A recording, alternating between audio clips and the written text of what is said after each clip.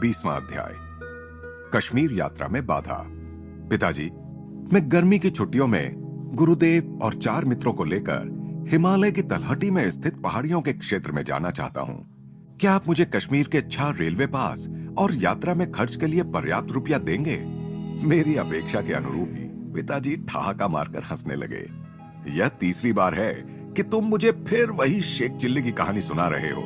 पिछले साल और उसके पिछले साल भी तुमने मुझसे यही अनुरोध किया था ना? अंतिम क्षण में श्री युक्तेश्वर जी जाने से मना कर देते हैं। यह सच है पिताजी। पता नहीं क्यों कश्मीर के बारे में गुरुदेव मुझे कभी पक्का वचन नहीं दे पाते। परंतु यदि मैं उन्हें यह बता दूं कि मैंने आपसे पास भी ले लिए हैं, तो किसी कारण से मुझे लगता है कि वे इस बार यात्रा के लिए राजी हो जाएंगे। पिताजी को उस समय तो पूरा विश्वास नहीं हुआ, परंतु दूसरे दिन कुछ हास्य विनोद के कटाक्ष करने के बाद उन्होंने मुझे 6 पास और 10-10 रुपए के नोटों की एक गड्डी थमा दी और साथ में कहा, मैं नहीं समझता कि तुम्हारी काल्पनिक यात्रा के लिए इस प्रकार के प्रत्यक्ष सहारों की कोई आवश्यकता पड़ेगी, परंतु फिर भी इन्हें अभी रख लो। उसी दिन दोपहर को मैंने श्री युक्तेश्वर जी को वह खजाना दिखा दिया। वे मेरे उत्साह पर मुस्कुराए तो अवश्य, पर उनके शब्द गोलमोल ही थे। मैं जाना तो चाहता हूं, पर देखेंगे। मैंने जब उनके आश्रमवासी बाल शिष्य कन्हई को हमारे साथ चलने के लिए कहा, तब भी वे कुछ नहीं बोले। मैंने 3 अन्य मित्रों को भी चलने के लिए कहा, राजेंद्रनाथ मित्र, ज्योतिनाडी और एक अन्य लड़का। हमारे प्रस्थान के लिए अगले सोमवार का दिन तय किया गया। घर में एक चचेरे भाई की शादी होने के कारण शनिवार और रविवार को मैं कोलकाता में ही रहा। सोमवार को प्रातः ही मैं अपने सामान के साथ श्री रामपुर पहुंच गया। आश्रम के द्वार पर ही राजेंद्र से भेंट हो गई। गुरुदेव बाहर टहलने गए हैं। उन्होंने जाने से इनकार कर दिया है। मुझे जितना संताप हुआ उतनी ही जिद भी चढ़ गई। मैं पिताजी को अपनी तीसरी काल्पनिक कश्मीर यात्रा का मजाक उड़ाने का अवसर नहीं दूंगा। चलो, हम बाकी लोग ही चले चलते हैं। राजेंद्र मान गया। मैं किसी नौकर को ढूंढने के लिए आश्रम से निकल पड़ा। मैं जानता था कि गुरुदेव नहीं जाएंगे तो कन्हई भी नहीं जाएगा, और सामान की देखभाल के लिए कोई ना कोई तो चाहिए ही था। सबसे पहले मेरे मन में बिहारी का ख्याल आया। वह पहले हमारे घर में नौकर था और अब श्रीरामपुर में एक शिक्षक के यहां नौकरी कर रहा था। मैं जल्दी जल्दी चल रहा था। श्रीरामपुर कचहरी के पास स्थित गिरजाघर के सामने गुरुदेव से भेंट हो गई। कहां जा रहे हो? श्री युक्तेश्वर जी के चेहरे पर मुस्कुराहट का लवलेश भी नहीं था। गुरुजी, मुझे पता चला कि आप और कन्हई हमारी यात्रा में शामिल नहीं होंगे। मैं बिहारी को खोजने जा रहा हूं। आपको याद होगा कि पिछले साल वह कश्मीर देखने के लिए इतना उत्सुक था कि बिना किसी मजदूरी के भी सेवा देने को तैयार था। मुझे याद है, फिर भी मुझे नहीं लगता कि बिहारी जाना चाहेगा। वो इस अवसर की आतुरता से प्रतीक्षा कर रहा है, मैंने चिढ़कर कहा। गुरुदेव चुपचाप आगे बढ़ गए। मैं थोड़े समय में ही उस शिक्षक के घर पहुंच गया। बिहारी घर के आंगन में ही था। मुझे देखते ही वह प्रेम से मुस्कुराते हुए मेरी ओर आया, परंतु जैसे ही मैंने कश्मीर की बात छेड़ी, उसकी मुस्कुराहट हवा हो गई। होठों में ही बड़बड़ाते हुए उसने क्षमा मांगी और अपने मालिक के घर के भीतर चला गया। मैं आधे घंटे तक अपने आप को यह दिलासा देता वहीं खड़ा रहा कि बिहारी मेरे साथ आने की तैयारी कर रहा होगा, इसीलिए उसे देर हो रही है। आखिर मैंने सामने के द्वार पर दस्तक दी। बिहारी तो लगभग आधे घंटे पहले ही पीछे की सीढ़ी से उतरकर कहीं बाहर चला गया है, एक आदमी ने बताया। उसके होठों पर हल्की मुस्कान खेल रही थी। उदास होकर मैं यह सोचते हुए वहां से चल पड़ा कि मेरे निमंत्रण में उसे अत्यधिक जोर जबरदस्ती जान पड़ी या गुरुदेव का अदृश्य प्रभाव अपना काम कर रहा था। गिरजाघर को पार करते ही मैंने गुरुदेव को पुनः अपनी ओर आते देखा। मेरे कुछ कहने के पहले ही वे बोल पड़े, तो बिहारी नहीं जाएगा। अब तुम्हारी क्या योजना है? मैं स्वयं को किसी ऐसे जिद्दी बच्चे की तरह समझ रहा था जिसने अपने अधिकार जताने वाले पिता का विरोध करने की ठान ली हो।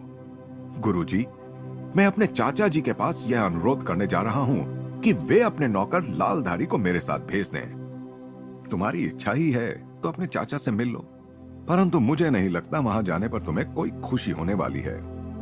सहमकर परंतु विद्रोही बनकर मैं अपने गुरु को वहीं छोड़ श्रीरामपुर कचहरी में जा पहुंचा।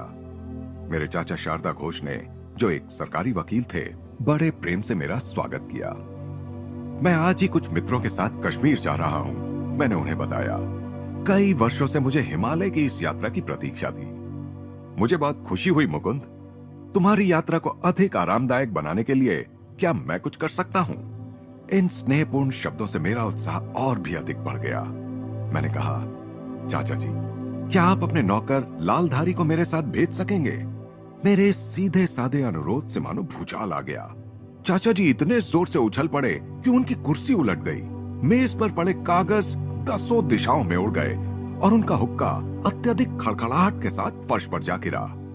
गुस्से से कांपते हुए वे चीख उठे, स्वार्थी लड़के, तुम्हारी मति मारी गई है।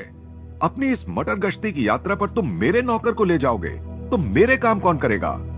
यह सोचते हुए मैंने अपने विस्मय को भीतर ही दबा लिया कि नरम स्वभाव के मिलनसार चाचा जी के रवैये में यह अचानक परिवर्तन अनेक अगम्य रहस्यों से परिपूर्ण दिन का एक और गूढ़ रहस्य है। जिस चाल से मैं कचहरी से बाहर निकला उसमें गरिमा की अपेक्षा व्यग्रता अधिक थी।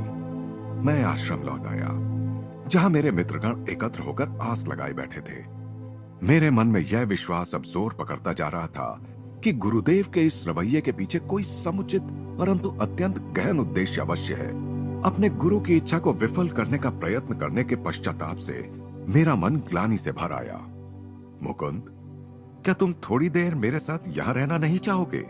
श्री युक्तेश्वर जी पूछ रहे थे। राजेंद्र और बाकी लोग अभी आगे जाकर कोलकाता में तुम्हारे लिए रुक सकते हैं। कोलकाता से कश्मीर के लिए शाम को छूटने वाली अंतिम गाड़ी पकड़ने के लिए फिर भी बहुत समय मिलेगा। गुरुदेव, मैं आपके बिना नहीं जाना चाहता, मैंने विषण्ण मन से कहा। मेरे मित्रों ने मेरी इस बात की ओर कोई ध्यान नहीं दिया। उन्होंने एक घोड़ा गाड़ी मंगाई और अपने सारे सामान सहित वे चले गए। कन्हई और मैं चुपचाप अपने गुरुदेव के चरणों में बैठ गए।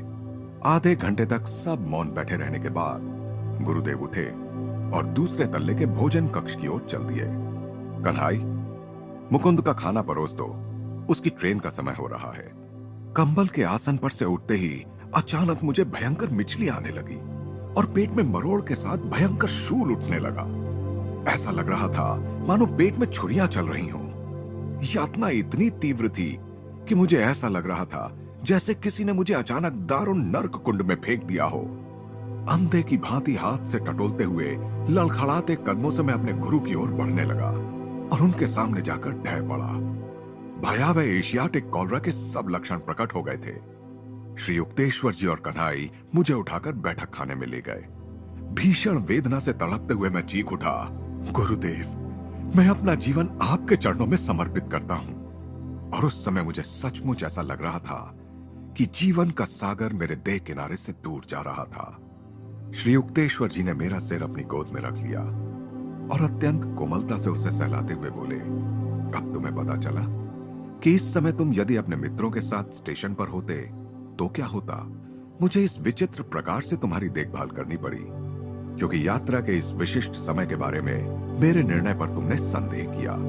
आखिर मेरी समझ में आ गया, कदाचित ही सिद्ध पुरुष अपनी शक्तियों का खुला प्रदर्शन करना उचित समझते हैं। इसलिए उस दिन की घटनाएं किसी भी सामान्य मनुष्य को स्वाभाविक ही जान पड़ती। मेरे गुरुदेव का हस्तक्षेप इतने सूक्ष्म स्तर पर हो रहा था कि उसका पता चलना असंभव था। उन्होंने बिहारी, मेरे चाचा और राजेंद्र तथा अन्य लोगों के माध्यम से अपनी इच्छा शक्ति को अव्यक्त रूप से कार्यान्वित किया था। मुझे छोड़कर शायद हर किसी ने परिस्थितियों को तर्कसंगत और सामान्य समझा था। श्री युक्तेश्वर जी अपने सामाजिक दायित्वों को निभाने में कभी चूकते नहीं थे।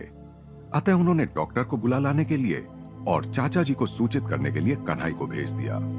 मैंने विरोध दर्शाते हुए कहा, गुरुदेव, मुझे केवल आप ही ठीक कर सकते हैं। मैं किसी भी डॉक्टर की शक्ति से बाहर जा चुका हूं। मेरे बच्चे, ईश्वर की कृपा तुम्हारी रक्षा कर रही है। डॉक्टर की चिंता मत करो, उससे तुम इस अवस्था में नहीं मिलोगे। तुम ठीक हो चुके हो।